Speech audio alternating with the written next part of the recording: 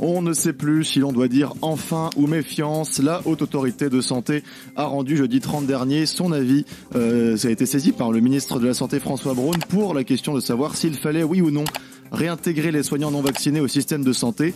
On rappelle alors que cette mesure inouïe dure depuis désormais 18 mois. On rappelle que ces soignants sont en dehors de tout cadre légal sur leur travail, qu'ils n'ont droit ni de travailler ni de se former pour se réorienter. Et on rappelle enfin que la France est le dernier pays d'Europe à avoir maintenu cette décision. Mais bon, mieux vaut tard que jamais. La Haute Autorité de Santé a donc estimé que la couverture vaccinale à l'hôpital était suffisante, en sachant qu'il est admis que le vaccin ne protège pas de la contamination. Et le gouvernement a annoncé qu'il allait suivre la recommandation de la Haute Autorité de Santé. Alors comment doit-on interpréter cette décision et surtout quel est l'état d'esprit de ces soignants suspendus? Sont-ils soulagés ou bien au contraire ont-ils fait une croix sur un retour dans ce système de santé? Nous en interrogerons plusieurs au cours de cette émission spéciale, mais pour en parler, nous avons aussi avec nous 3 personnalités très importantes qui se sont battues corps et âme pour ces soignants. Bonjour Martine Vonner. Bonjour. Bonjour Martine Vonner, vous êtes médecin psychiatre, fondatrice du mouvement Ensemble pour les libertés, co-auteur dernièrement de Ne leur pardonnez pas, ils savent très bien ce qu'ils font aux éditions Nouvelle Terre. Nous avons aussi avec nous Maude Marian. Bonjour Maude Marian. Bonjour. Bonjour, vous êtes avocate en droit des affaires internationales et en droit pénal des affaires et vous avez proposé pendant cette crise sanitaire de défendre bénévolement les soignants non vaccinés. Vous êtes d'ailleurs membre d'un collectif de 300 avocats qui œuvrent ensemble pour la protection de ces soignants. Et enfin, nous sommes également avec Marc Doyer. Bonjour Marc Doyer. Bonjour. Marc Doyer, vous êtes donc porte-parole de Verity France.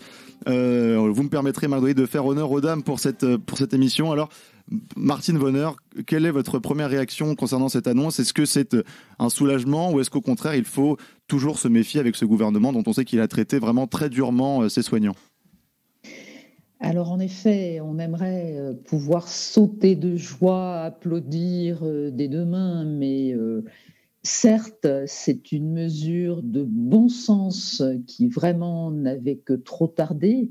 Mais comment aujourd'hui arriver à se réjouir alors que ce gouvernement mène par, alors j'ai failli dire par le bout du nez, mais non, à la baguette et actuellement à la matraque sur d'autres sujets, le peuple français. On sait que tous ces soignants, tous ces professionnels qui ont été suspendus, ce sont au fond eux qui n'ont pas eu peur dès le début. C'était eux qui étaient au combat, qui étaient en première ligne, qui ont été là dès le mois d'avril, mai, mars, pour ce qui concernait l'Est de la France, qui étaient là au chevet des patients, qui étaient là, je pense aux pompiers, pour aller chercher des personnes qui étaient dans leur domicile, en insuffisance respiratoire, et les SAMU ne se déplaçaient plus parce qu'ils n'en avaient plus les moyens et que tout le monde était à l'hôpital. Et on a ces professionnels qui ont été applaudis tous les soirs à 20h, et ce sont eux qui ont été écartés, ce sont eux qui ont été humiliés, ce sont eux qui ont été bafoués. Donc en fait, on est avec ce gouvernement, malheureusement, souvent, que trop souvent, dans des injonctions totalement contradictoire. Je t'aime, je te hais, je te rejette après t'avoir applaudi. Et en plus, on sait très bien, et on le sait tous depuis très longtemps, sur le plan scientifique, cette injection ne tenait absolument pas la route. Elle était prometteuse et beaucoup de professionnels de santé y ont été un petit peu les yeux fermés à se faire injecter. Mais on sait aujourd'hui sur le plan scientifique que cette injection n'a absolument pas rendu les bénéfices qui étaient attendus, mais surtout, et d'autres personnes ici pourront en parler encore beaucoup mieux que moi, ont entraîné des effets secondaires et parfois, malheureusement, jusqu'au décès, jusqu'à la disparition de la personne. Donc, rien de scientifique dans tout ça. Et on a une haute autorité de la santé qui prétend prendre cette décision, enfin, en tout cas, donner son avis sur on va dire, la science, en se basant sur la science. Or, ceci est totalement faux là aussi. Donc, on est vraiment dans un programme total de contrôle de la population par le biais très simple du contrôle de l'immunité. Et tout ce qu'on savait depuis tellement longtemps en médecine et qui aurait permis de ne pas avoir cette division à la fois de la population générale, mais aussi des professionnels de santé. C'était tout simplement faire des contrôles d'anticorps. Et là encore, j'allais dire, la médecine de bon sens a été laissée de côté, mais pour que des soi-disant sachants qui ont le pouvoir gardent la main sur toutes les décisions, mais aussi la population en mode contrôle. Bien sûr, et comme d'habitude dans cette crise, comme souvent malheureusement, ceux qu'on appelait les complotistes ont été stigmatisés, puis au final, on leur a donné raison plusieurs semaines après. Maud Marian, vous qui défendez beaucoup ces soignants, j'imagine, on en aura bien évidemment au cours de cette émission qui vont témoigner, mais qu'est-ce que vous pouvez retirer des réactions que vous avez eues avec vos clients? Est-ce que quelle est leur réaction? Comment perçoivent-ils aujourd'hui cette réintégration? Est-ce qu'ils sont soulagés ou est-ce qu'au contraire ils sont tellement abattus qu'ils n'espèrent même plus rentrer dans ce système de santé? Je dirais qu'il y a un peu de tout. La première réaction, c'est évidemment un soulagement parce qu'il y a quand même tout d'un coup une prise en compte d'éléments scientifiques et juridiques qui auraient dû être pris en compte depuis bien longtemps. Mais il y a une très forte méfiance de tous ceux qui ont pu lire les derniers avis, non pas seulement de la Haute Autorité de Santé, encore que celui-là est déjà pas mal, mais il y a eu d'autres avis qui sont tombés en février, en mars, de la part des autorités sanitaires qui nous permettent pas d'être très optimistes. Et puis après, évidemment, il y a cette levée de bouclier qu'on a pu voir dans la presse récemment, des médecins ou infirmiers qui seraient contre la réintégration de leurs confrères. Et puis, il y a de toute façon une appréhension parce qu'ils ne savent pas comment ils vont être accueillis concrètement à l'hôpital, à la fois, j'allais dire, sur un plan humain, mais aussi sur un plan juridique, parce qu'il y a énormément de problèmes juridiques qui se posent. Ils ne savent pas s'ils vont être indemnisés des manques de salaire. Et ils ne savent pas non plus s'ils ont vraiment envie d'y retourner. Certains n'y retourneront pas. Certains sont de toute façon reconvertis dans l'intervalle. Mais ceux qui souhaiteraient y retourner ont beaucoup d'appréhension sur ce qui pourrait leur arriver là-bas et puis les conditions qu'on va leur imposer. Parce qu'on peut s'attendre à des conditions matérielles et juridiques peut-être de nature à dissuader les gens de retourner travailler. C'est très complexe comme question en réalité. Oui, j'imagine, chaque cas est particulier. Mais bon, au moins, Marc Doyer, il y a quelque chose dont on peut se réjouir, c'est finalement... au moins, malgré ces conditions, malgré on ne sait pas si bien évidemment ils vont avoir des retours sur salaire, il y a au moins cette question de la dignité qui peut être soulevée et on a fini, même si c'est peut-être pas forcément très volontaire de la part du gouvernement, par reconnaître cette dignité de ces soignants qui ont été traités d'une manière absolument inouïe dans cette crise. Marc Doyen, voilà. Oui, vous m'entendez ? Oui, c'est bon, merci.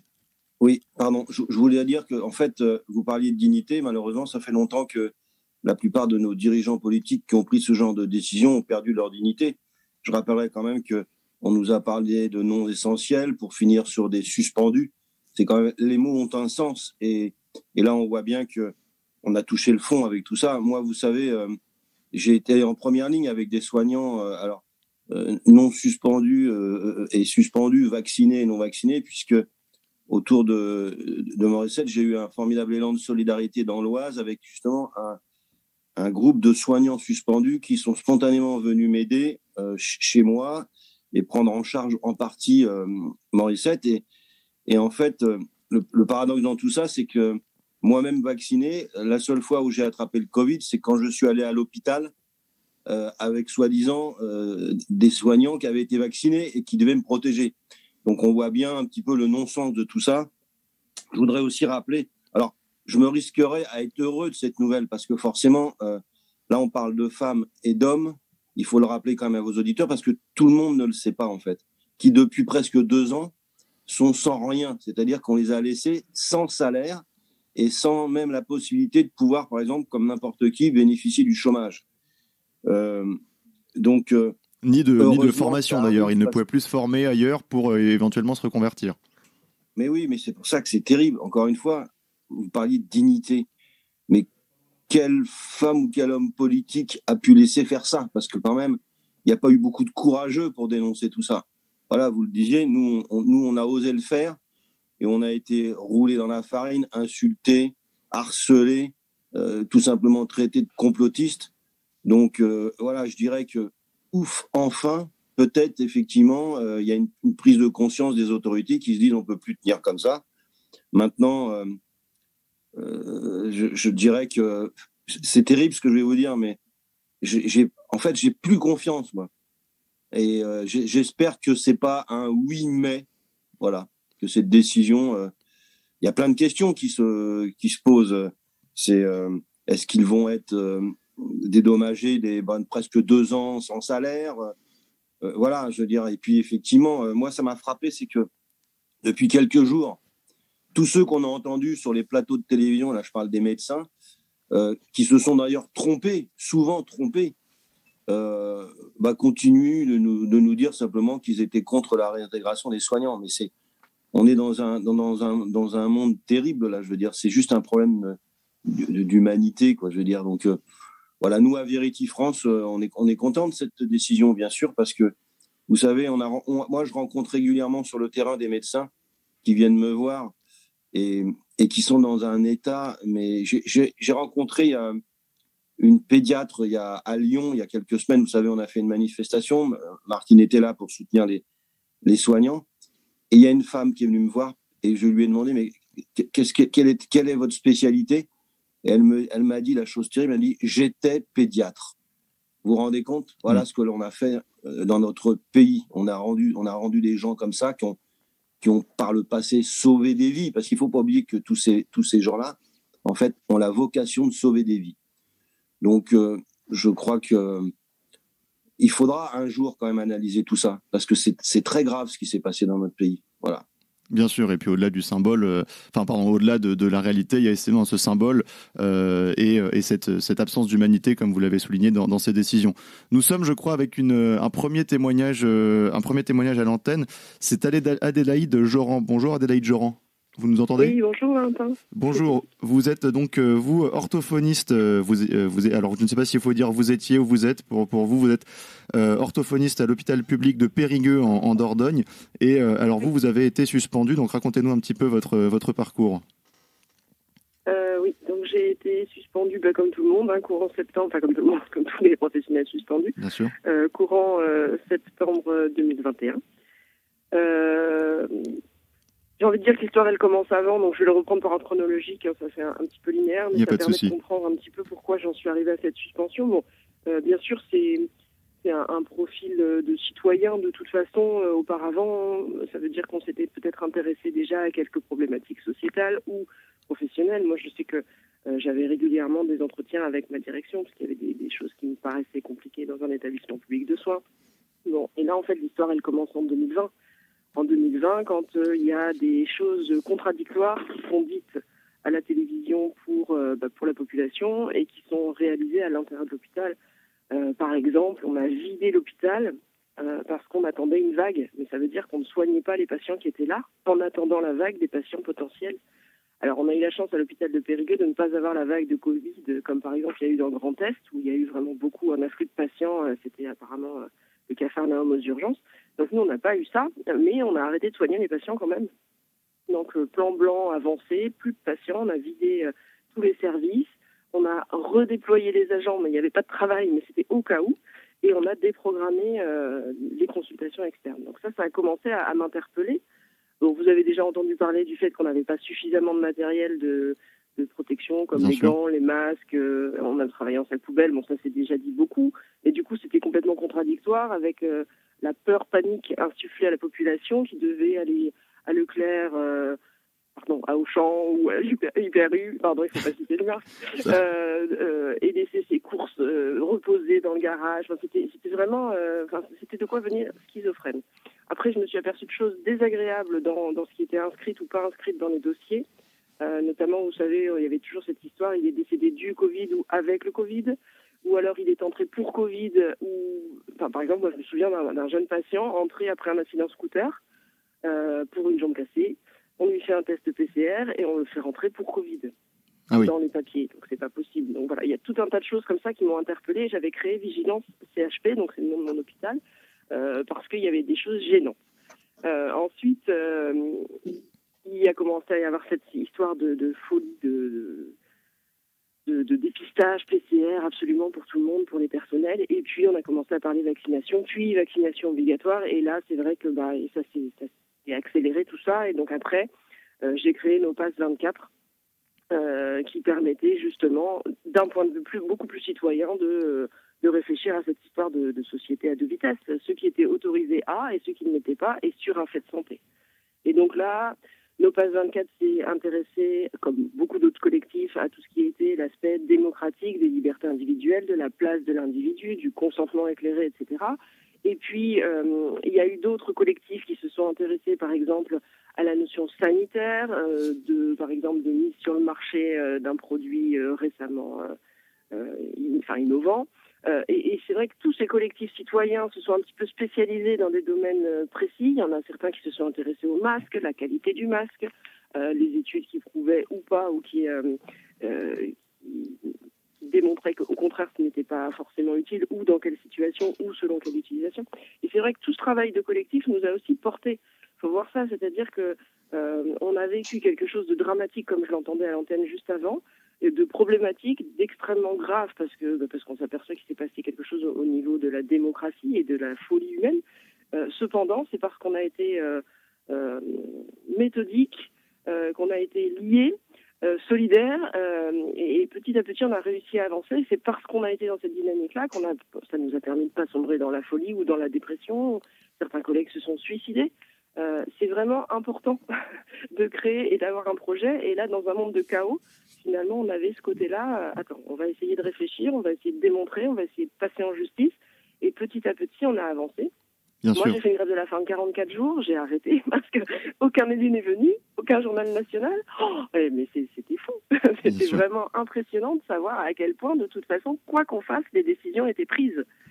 De fil en aiguille, m'apercevant que à la télé ou dans les grands mainstream, on entendait uniquement un discours unilatéral sans débat contradictoire, on a créé un tout petit journal citoyen en Dordogne qui s'appelle La Chaîne 24, le Renifleur 24.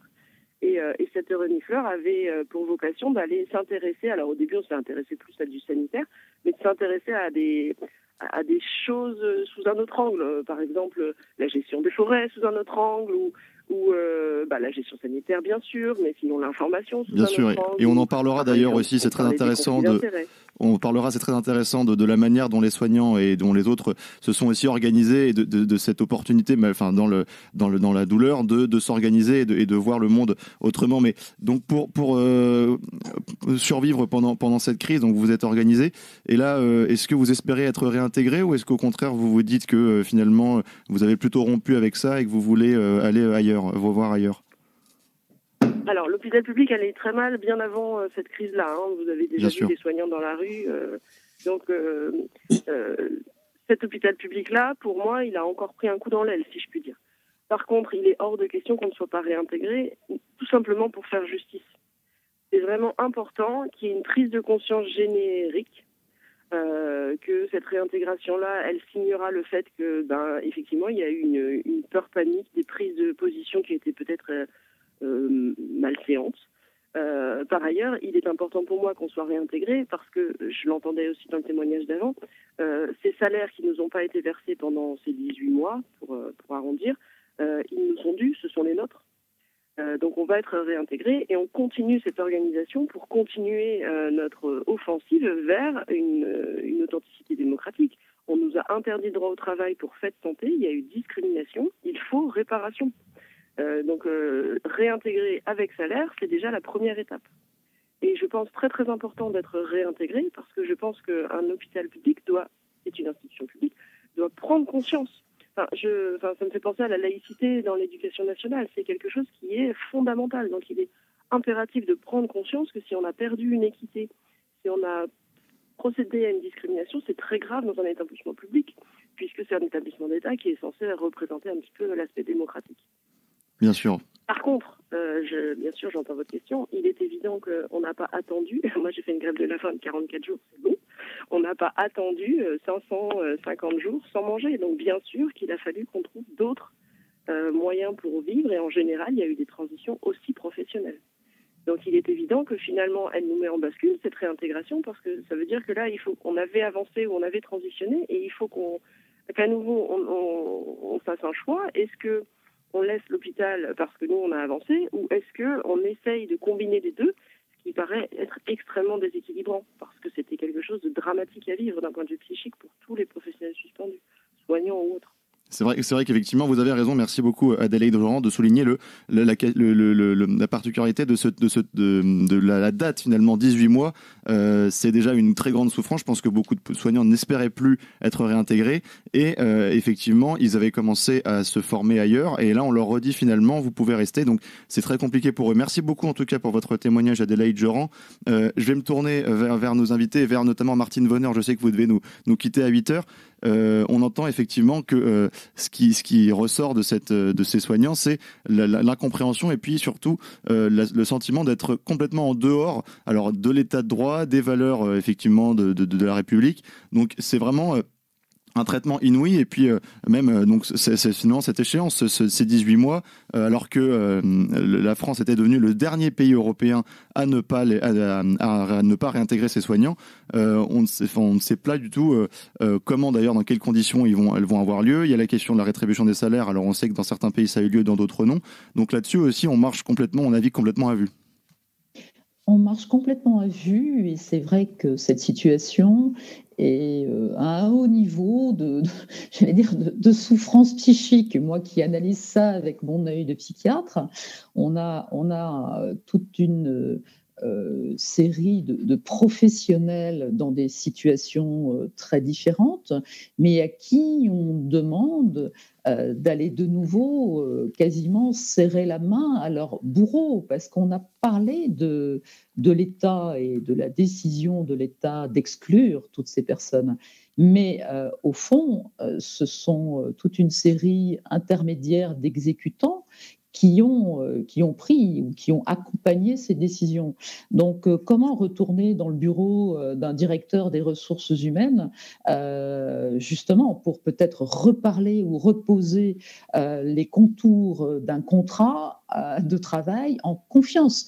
Toutes les conditions de burn-out pour ceux qui étaient peut-être encore dans la lutte ou qui sont toujours dans la lutte, parce que j'en rencontre énormément et je suis en contact avec énormément de soignants, mais brutalement on leur dit ça y est, vous pouvez y retourner, vous ne savez absolument pas dans quelles conditions, vous ne savez pas du tout si vous allez pouvoir retrouver cette dignité qui correspond simplement à retrouver aussi les salaires perdus et se retrouver dans une ambiance au fond professionnelle, avec des personnes qui vont vous regarder de travers, avec aussi cette perte de confiance, parce que les médias, bien sûr je ne parle pas de vous, mainstream, qui ont joué un rôle absolument catastrophique, ont mis dans la tête des patients actuels ou des futurs patients ce questionnement.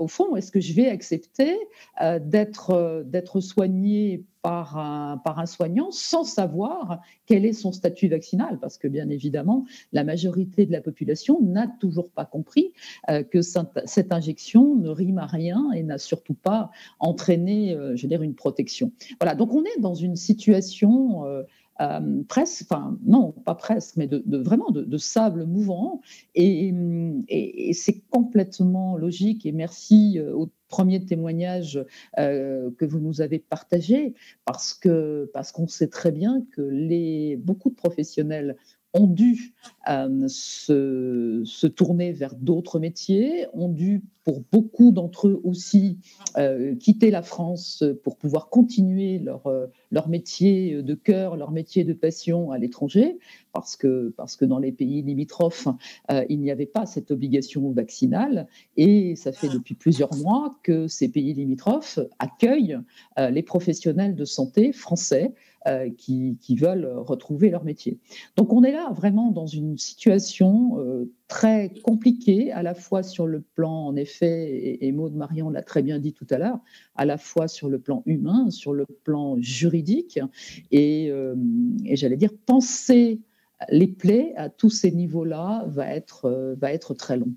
Effectivement, vous avez raison. Et d'ailleurs, je voudrais, juste avant de rendre la parole à Maud Marian, revenir avec vous, Marc Doyer, ici, sur effectivement comment ces soignants vont être perçus s'ils reviennent à l'hôpital, puisque le gouvernement a beau avoir annoncé qu'il allait réintégrer ces soignants. On a déjà revu un nombre de réactions médiatiques encore très, très hostiles aux soignants, même après que les institutions aient fait leur mea culpa. Je vous cite simplement deux réactions. D'abord, le docteur Jérôme Marty, un médecin généraliste, président de l'Union française pour une médecine libre, qui a vraiment beaucoup œuvré pour la vaccination, qui a dit « On est profondément écœuré et c'est un sentiment collectif. Cela va créer des tensions dans les services et surtout, ceux qui ont perdu leur poste sont les plus extrêmes. Ils vont faire du prosélytisme anti-vax. » Et puis on a également Philippe Bluat, directeur général de l'hôpital européen de Marseille et ancien président de l'Association européenne des directeurs d'hôpital, qui a tweeté, je cite, « Dubitatif à l'idée d'une réintégration des non-vaccinés. L'hôpital a-t-il besoin de soignants qui ne croient pas à la médecine, voire sont complotistes et ont abandonné les patients en pleine pandémie? Ce serait un mauvais signal envers l'immense majorité qui a fait son devoir. » Donc là, pareil, on a une inversion totale du discours, puisque c'est les soignants qui ont abandonné les patients, et donc on est toujours dans cette espèce de haine de la part d'une certaine partie de la classe des médecins envers ces soignants. Vous voulez mon avis Bien sûr. Écoutez, déjà, alors vous prenez un mauvais exemple, puisque le docteur Marty, alors moi j'ai du mal à mettre ce titre docteur devant ce nom, puisque d'abord c'est un médecin qui passe sa vie sur les plateaux télé et ça fait bien longtemps qu'il n'a pas vu un patient. C'est un des rares médecins, si vous allez sur le site Doctolib, où il y a de la place pour aller en consultation, alors qu'on sait qu'en France, partout, il y a une crise pour trouver un médecin. Donc c'est quand même formidable, il doit être extraordinaire, puisque c'est le seul qui a de la place dans son cabinet. En plus, ça fait partie quand même des gens qui ont raconté tout et n'importe quoi, donc j'invite simplement vos auditeurs à aller faire quelques recherches sur Marty, ils auront la réponse. Moi, je pense que le débat, il est bien plus... Il faut un débat national maintenant sur cette crise Covid. Déjà, je vais peut-être un peu mettre le pavé dans la mare, mais on a entendu à plusieurs reprises un député, Jean Lassalle, nous dire que le président de la République n'était lui-même pas vacciné et qu'il en avait les preuves. Donc moi, à Vérity France, on veut savoir tout ça, parce que c'est fondamental. Parce que si déjà, à la base, le chef de l'État qui nous a tous envoyés dans les vaccinodromes, lui-même pas vacciné, je pose la question, pourquoi ? Ensuite, on doit avoir un débat bien au-delà de savoir aujourd'hui s'il faut les réintégrer ou pas. C'est terminé. De toute façon, la loi va le faire, et bien heureusement. Mais on sait qu'il y a eu beaucoup d'erreurs quand même. On a appris que les masques servaient pratiquement à rien, que le vaccin ne protégeait pas. Les gens, malgré être vaccinés, sont tombés malades. J'en suis la preuve vivante. J'ai été vacciné 2 fois, je suis tombé malade du Covid. C'est la première fois dans ma vie où je suis vacciné contre une maladie et où je tombe malade de cette maladie. Et où vous êtes traité de complotiste anti-vax alors que vous êtes vacciné. Mais oui, mais attendez, vous savez, les gens dont Marty d'ailleurs, qui emploient à longueur de journée ces termes de complotistes, pro-russes, anti-vax, ils sont juste pas crédibles puisqu'on est vacciné, donc on n'est pas anti-vax. C'est complètement ridicule. J'adorerais être anti-vax parce qu'aujourd'hui je serais pas sur le ventre-entraîne et je serais certainement en train de profiter de mon épouse qui est à 6 pieds sous terre. Donc c'est quand même assez marrant et drôle d'entendre ce genre de bêtises, de sottises. Il y a aussi quand même quelque chose de très important. Parce que moi, c'est ce que on m'a dit en milieu hospitalier. Les faux passes. Vous avez une partie du personnel qui aujourd'hui n'est même plus à jour de la vaccination et qui viennent nous dire qu'ils ne veulent pas réintégrer des soignants, entre guillemets, anti-vax et suspendus non vaccinés. Mais on marche sur la tête. Je veux dire, où est le bon sens et la logique dans tout ça ? Vous savez, un jour, j'ai rencontré une femme pompier qui était suspendue et qui m'a avoué la chose suivante, en disant, vous savez, le pire dans cette histoire, c'est que je sais que mon supérieur hiérarchique, il a un faux passe. Et c'est ce monsieur qui a fait suspendre cette pompier. Donc, moi, ce qu'on veut à Vérity France, on veut des réponses à tout ça. Parce que c'est bien plus grave que ça. C'est de se dire, aujourd'hui, effectivement, pourquoi vous avez, par exemple, des soignants qui ont fait des faux passes. C'est la réalité. Je veux dire, personne ne va dire que je suis encore complotiste quand je dis ça. Malheureusement ou heureusement, je ne sais pas, c'est la réalité. Maintenant, ce que je voudrais vous dire, moi, juste pour finir mon propos là-dessus, c'est que je pense qu'on aurait tous adoré qu'entre guillemets, il y ait un vaccin qui nous sauve et qui nous protège. Donc, repartons de ça. Malheureusement, ce n'est pas la réalité. Et effectivement, en plus, cerise sur le gâteau, il y a des gens qui ont été vaccinés et qui aujourd'hui sont morts d'effets secondaires. Donc, encore une fois, moi, je demande aux autorités, ça fait des mois et des mois, je le crie, il faut maintenant qu'il y ait un vrai débat sur ce sujet-là et arrêter de diviser. On doit apaiser parce que dans toute cette affaire, il y a eu de la souffrance partout. Il y a des gens qui sont décédés du Covid, il y a des gens qui sont malades aujourd'hui encore du Covid avec des Covid longs, il y a des gens qui sont aujourd'hui lourdement handicapés à cause du vaccin, je suis désolé de le dire, mais c'est la réalité, ça existe. Donc, arrêtons les petites querelles de clochers, arrêtons de faire intervenir des gens vraiment d'une médiocrité et encore une fois, je veux dire simplement d'une méchanceté, mais à toute épreuve, parce que Marty, Vargon et compagnie, quand même, moi je suis bien placé pour le savoir parce que j'ai porté plainte pour ça. Ces gens-là, quand même, ont entretenu des réseaux de harcèlement, d'insultes vis-à-vis de malades, vis-à-vis de soignants, etc. Je pense qu'encore une fois, on est bien au-delà de tout ça. Voilà, c'est pas aussi simple que ça. Merci Marc Toyer.